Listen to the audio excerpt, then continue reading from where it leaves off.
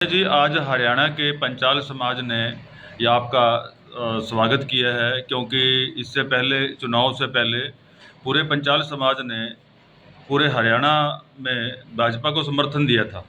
आज वो सब बधाई के देने के लिए गुलदस्ता भेंट किया आप लोगों को, क्या कुछ कहना चाहेंगे आप?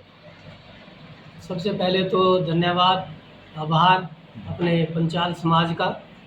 और अगर आपको याद होगा, माननीय मुख्यमंत्री श्री नायब सिंह सैनी जी ने जब करनाल से उपचुनाव लड़ा था, तो उस समय पंचाल समुदाय भाइयों ने मुझे निमंत्रण दिया था।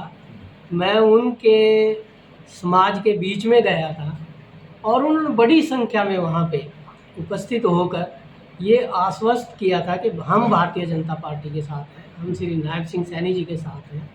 और नतीजा ये हुआ था कि वहाँ से माननीय श्री नायब सिंह सैनी जी 41,000 प्लस वोटों से विजयी हुए। और वो अश्योरेंस, वो आश्वासन पंचाल समाज ने जो माननीय श्री नायब सिंह सैनी जी को दिया था, वो इस चुनाव में भी हमने बखूबी देखा है, बरकरार रहा है। और नतीजा ये कि आज भारतीय जनता पार्टी तीसरी बार अपनी सरकार हरियाणा में बड़ी बहुमत के साथ में अपने खुद के बलबूते पे बना चुकी है। ये पूरा एक तरह से कहूँ तो 36 बिरादरी का सहयोग रहा है और ख़ासकर आभार है पंचाल समाज का, जिन्होंने डायरेक्ट मेरे साथ मिलके अपना आश्वासन दिया था। जिस तरह से कैबिनेट में अभी शपथ ली है और मंत्री और भी बाकी हैं, क्या लगता है कि कुछ जातीय वर्ग के आधार पर उनको मंत्री बनाया जाएगा या उनको पदभार दिए जाएंगे? जहाँ तक भारतीय जनता पार्टी की बात करें तो इसमें अगर चाहे वो नौकरी हो, चाहे पद हो और चाहे टिकट हो, प्रायोरिटी तो रहती है मेरिट। अगर कोई योग्य है, चाहे किसी भी समाज से हो, तो उसको दायित्व जरूर दिया जाएगा। कुछ बातें होती हैं कि भाई एक समाज में थोड़ा ज़्यादा आदमी है योग्य और एक में थोड़ा कम है, तो फिर उनको प्रतिनिधित्व भी सरकार में दिया जाता है और माननीय मुख्यमंत्री जी इस बारे में अवश्य ध्यान दे रहे हैं। कैलाश सैनी जी, पंचाल समाज ने पहले भी मांग की है, सफेदों में बहुत बड़ा प्रोग्राम किया था प्रदेश स्तर का।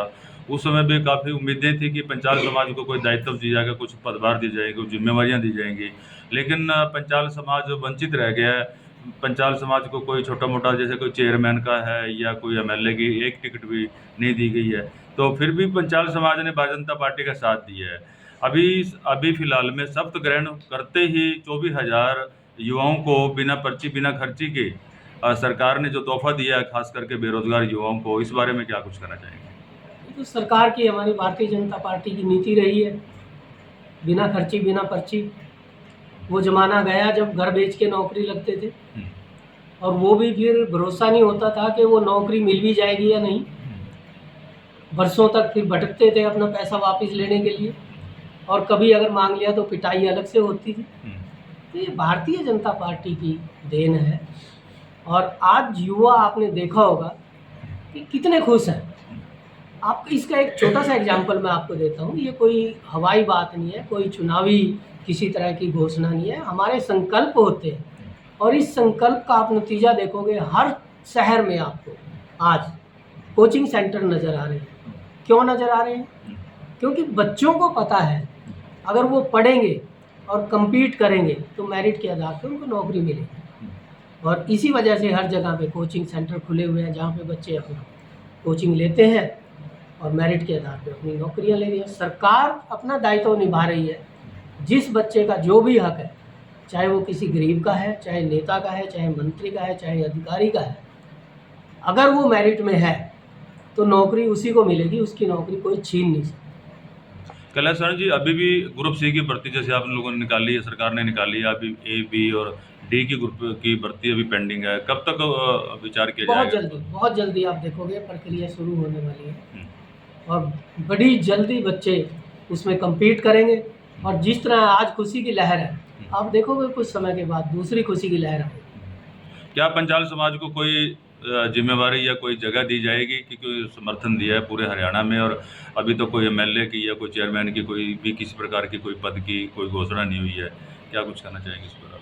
देखिए, जहाँ तक सरकार का सवाल है, ये तो माननीय मुख्यमंत्री जी का अपना एक, जब वो अपनी कैबिनेट बनाते हैं, अपनी सरकार में नियुक्त करते हैं चेयरमैन वगैरह, तो मैं सोचता हूँ कि उसमें एक फ्री हैंड देना चाहिए। मैं एक छोटा सा एग्जांपल दूँगा। 6 साल से मैं माननीय मुख्यमंत्री जी के साथ में जुड़ा हुआ हूँ।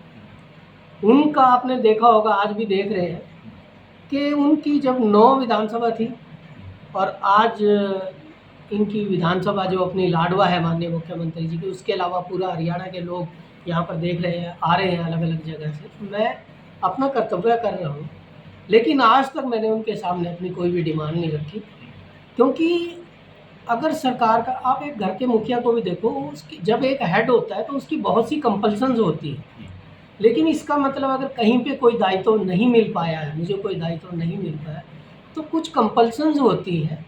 इसका मतलब ये नहीं है कि वो मुझे इग्नोर कर रहा है। इसी तरह वो समाज में आता है, और आप देखोगे कि माननीय नायब सिंह सैनी जी की ऐसी नेचर नहीं है कि किसी भी बिरादरी के, किसी समाज को वो इग्नोर करें। सबको अवश्य समय समय पर अवश्य मिलेगा उनको भी दायित्व हो, चाहे कोई दूसरी जिम्मेवारी हो, सरकार में हो, पार्टी में हो, तो अवश्य। कैलाश राणा जी, आपका एक अंतिम सवाल है कि भारतीय जनता पार्टी को काफ़ी बहुमत से जनता ने आशीर्वाद दिया है, बनाया है। क्या कुछ संदेश देना चाहेंगे या अपील करना चाहेंगे भारतीय जनता पार्टी की ओर से? सबसे पहले तो जनता का बहुत बहुत आभार, जो तीसरी बार उन्होंने एक इतिहास रचा है। हरियाणा में कोई भी पार्टी तीसरी बार अपने बलबूते पे सरकार बना रही है, अपनी बहुमत से सरकार बना रही है, बहुत बहुत आभार। दूसरा, उनको अश्योर करना चाहूँगा, एक छोटा सा पैदल सिपाही हूँ भारतीय जनता पार्टी का, कि भारतीय जनता पार्टी ने जो चुनाव के दौरान संकल्प पत्र निकाला है, वो संकल्प पत्र एक तरह की हमारे लिए एफिडेविट होती है। वो चुनावी कोई पर्चा नहीं होता, चुनावी और पार्टियों की तरह कोई मुद्दा नहीं होता जी, चुनाव जीता और उसको एक तरफ रख दिया।